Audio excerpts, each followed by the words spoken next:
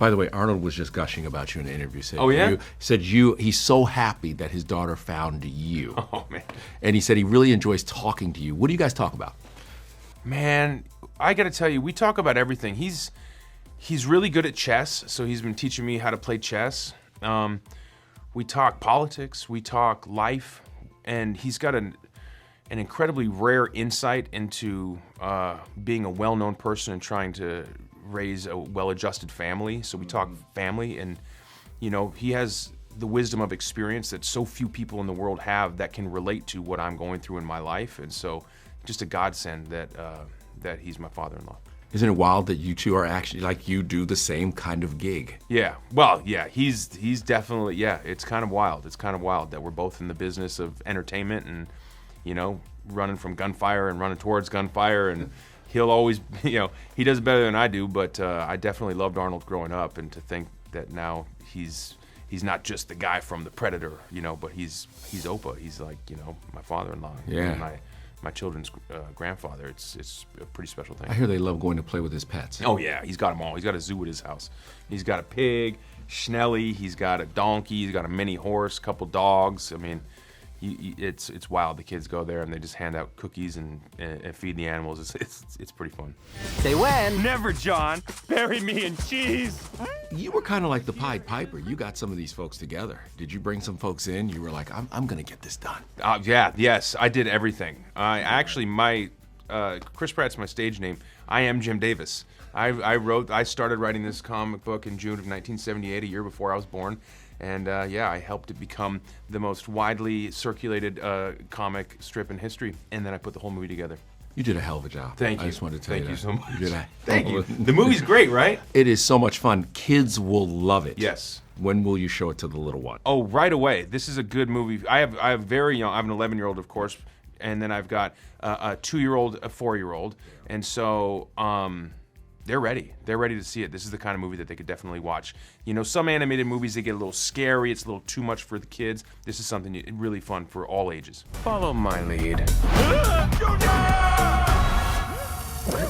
Oh, cheddar. Probably one of my top 26 favorite cheeses. How did you cultivate your Garfield voice? How did that happen? Man, just years. First of all, I went to Juilliard. Not the school, Juilliard, Texas. And they have a lot of cats there. And I just ate a lot of lasagna, and I tried a few different things.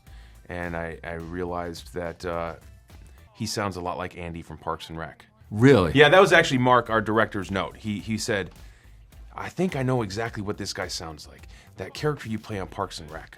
Make the most amazing grilled cheese sandwich ever. I was like, great, that's good. I think that's perfect. Andy and Garfield are very similar. Are one and the same. And you know, it's relatively close to home, which is nice now that I'm a father. A lot of times work as an actor, it's such a blessing, but one of the downsides is it can take you out of the country or out of the state for an extended period of time. So being able to do voice work is really nice because I get to come home at night and sleep in my own bed.